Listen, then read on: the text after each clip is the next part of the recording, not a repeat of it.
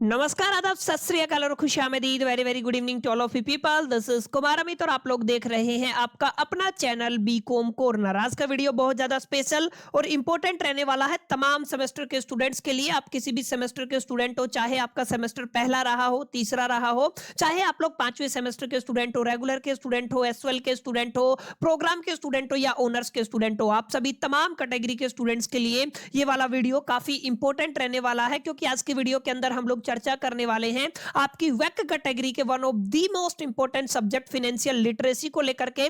देखिए, अगर आपके पास भी फाइनेंशियल लिटरेसी सब्जेक्ट है ना, तो सबसे पहले इसके इंपॉर्टेंट क्वेश्चंस को अंडरस्टैंड करने से पहले हमें यह समझ लेना जरूरी है कि एग्जैक्टली कितना क्या कुछ इसका सिलेबस रहता है, पेपर पैटर्न क्या रहता है, कितने क्वेश्चंस देखने को मिलते हैं और एग्जैक्टली कितना टाइम आपको गिवन होगा, कितने क्वेश्चंस आपको अटेम्प्ट करने होंगे, चॉइस मिलेगी कि नहीं मिलेगी, कौन से क्वेश्चन कंपलसरी होते हैं, कितने कितने मार्क्स के क्वेश्चन यहाँ पे देखने को मिलते हैं। क्योंकि आपके डिसिप्लिन वाली डीएससी कैटेगरी के पेपर से इनका जो पैटर्न है वो कंप्लीटली डिफरेंट होता है। तो आज की वीडियो के अंदर जितने भी सेमेस्टर के स्टूडेंट है सभी के लिए कॉमन वीडियो रहने वाला है और आज की वीडियो के अंदर हम लोग डिकोड करने वाले हैं बहुत डिटेल में जाकर के एसवाल और रेगुलर दोनों ही कैटेगरी के लिए आपके पेपर पैटर्न को। उम्मीद करता हूं आप सभी इस वीडियो लेक्चर के दरमियान मेरे साथ आखिरी तक बने रहेंगे। और हाँ, कंटेंट अगर आपको हेल्पफुल लगता है, वीडियो अगर आपको यूजफुल लगता है, तो इस वीडियो को लाइक करके अपने तमाम दोस्तों के साथ शेयर जरूर करेंगे। बहरहाल विदाउट वेस्टिंग द टाइम चलिए शुरू करते हैं। बट इवन सबसे पहली बात जो आप सभी को नोट करनी है वो आपके मार्क्स और टाइमिंग को लेकर के रहने वाली है। देखिए, अगर आप लोग एसवाल के स्टूडेंट है ना और एसवाल के अंदर अगर आपके पास किसी भी सेमेस्टर के अंदर फाइनेंशियल लिटरेसी सब्जेक्ट है, तो दो तीन बातें आप सभी को जान लेना जरूरी है। एसवाल के अंदर इसका जो पेपर रहता है, जो एंड टर्म एग्जामिनेशन होता है, सेमेस्टर एग्जाम होता है माय डियर फ्रेंड्स, वो आपके 70 मार्क्स का रहने वाला है। अब यहाँ पे ध्यान दीजिएगा, जितने भी पेपर 70 मार्क्स के होते हैं उसमें आपको 2.5 आवर का टाइम गिवन होता है। यानी आप लोग ये मान के चले माय डियर फ्रेंड्स, आपको करीब करीब 2.5 घंटे का यहाँ पे टाइम दिया जाएगा। वहीं अगर आप लोग रेगुलर के स्टूडेंट है, तो जो रेगुलर वाले स्टूडेंट है ना, आपका ये पेपर केवल और केवल 30 मार्क्स का रहने वाला है। इसका मतलब 30 मार्क्स के अंदर आपको दिल्ली यूनिवर्सिटी की तरफ से 1 घंटे का समय दिया जाएगा।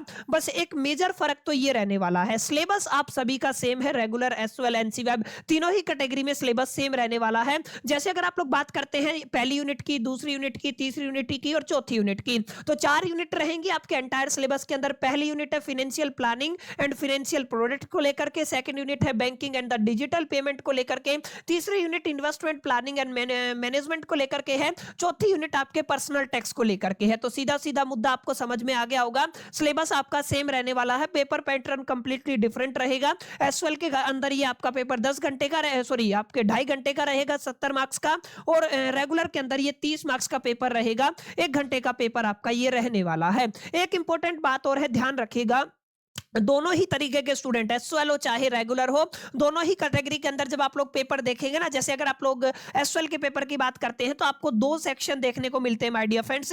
पहला आपका सेक्शन ए रहने वाला है, आप ध्यान रखिएगा, और दूसरा आपका सेक्शन बी रहने वाला है। माने आपके पेपर के अंदर आपको कितने सेक्शन देखने को मिलेंगे?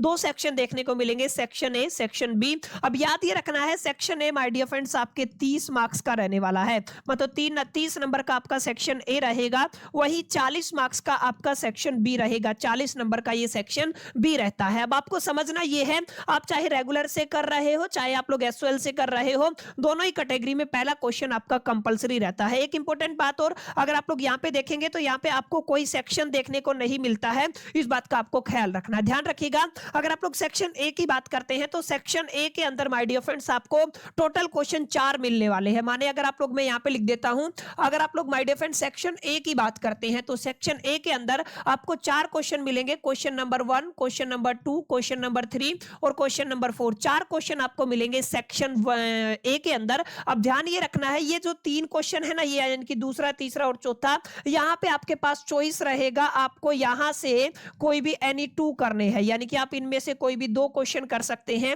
लेकिन जो पहला क्वेश्चन रहेगा ना माय डियर फ्रेंड्स, पहला क्वेश्चन आपका कंपलसरी क्वेश्चन रहेगा। माने ये क्वेश्चन कैसा है, आपका कंपलसरी है। कंपलसरी का मतलब आपको ये करना ही करना है। अब लेट अस कंसीडर कि आपने एक सिर्फ और सिर्फ पहला क्वेश्चन छोड़ दिया, सेक्शन ए भी अच्छे से अटेम्प्ट किया, सेक्शन बी भी अच्छे से अटेम्प्ट किया, तो डेफिनेटली आपको ईआर आएगा। क्यों? क्योंकि पहला क्वेश्चन क्या है, कंपलसरी है। चाहे आप लोग रेगुलर के स्टूडेंट हो, चाहे आप लोग एसवाइएल के स्टूडेंट हो, दोनों ही कैटेगरी में आपका पेपर कैसा रहेगा, कंपलसरी रहेगा। तो यहां पे भी माय डियर फ्रेंड्स आपको पेपर कैसा देखने को मिलेगा, कंपलसरी देखने को मिलेगा। एक इंपॉर्टेंट बात हो रहा है, हर एक क्वेश्चन रेगुलर और एसवाइएल के अंदर आपको हर एक क्वेश्चन माय डियर फ्रेंड्स कितने नंबर का देखने को मिलेगा, 10 मार्क्स का देखने को मिलेगा।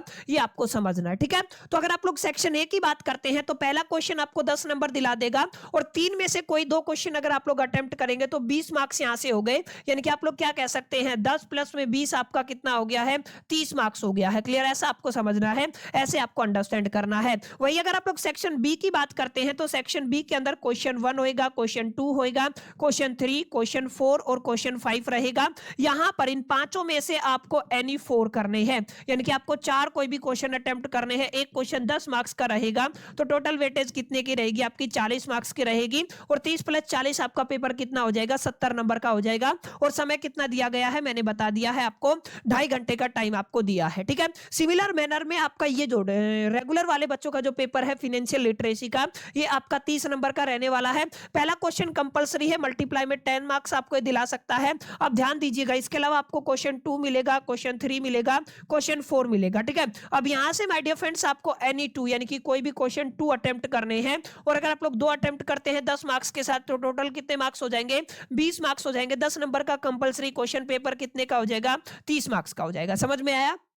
यानी कि सिंपल एजेंडा ये है, जितने भी बच्चे रेगुलर वाले हैं, क्वेश्चन पेपर के अंदर आपको 4 क्वेश्चन देखने को मिलेंगे, ठीक है, जिनमें से आपको 3 अटेम्प्ट करने हैं। पहला क्वेश्चन जरूर है, वो कंपलसरी है, उसको अटेम्प्ट करना है। एक इंपॉर्टेंट बात और बता देता हूं, ये थोड़ा ध्यान रखिएगा, जो आपका दोनों ही कैटेगरी के अंदर रेगुलर एसवाइएल एनसी वेब के अंदर अगर आप लोग क्वेश्चन 1 की बात करते हैं ना, तो ये जो आपका क्वेश्चन 1 आता है ना, ये my dear friends most probably आपको शॉर्ट नोट से रिलेटेड रहेगा। माने आपको क्या एक्सप्लेन करना है, शॉर्ट नोट एक्सप्लेन करना है।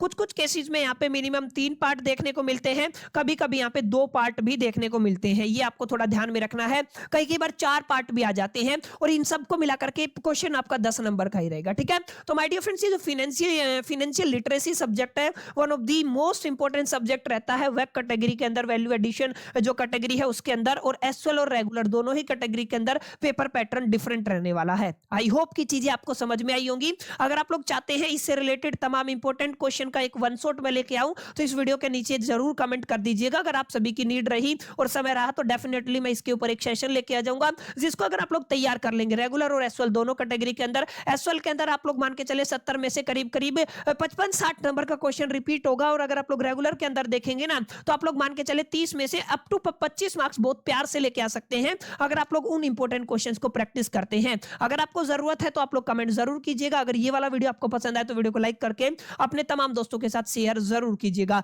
बहरहाल विदाउट वेस्टिंग, बहरहाल चलिए मिलते हैं नेक्स्ट वीडियो के अंदर। जब तक के लिए मैं तो सोल दी बाय, स्टिल कीप लर्निंग।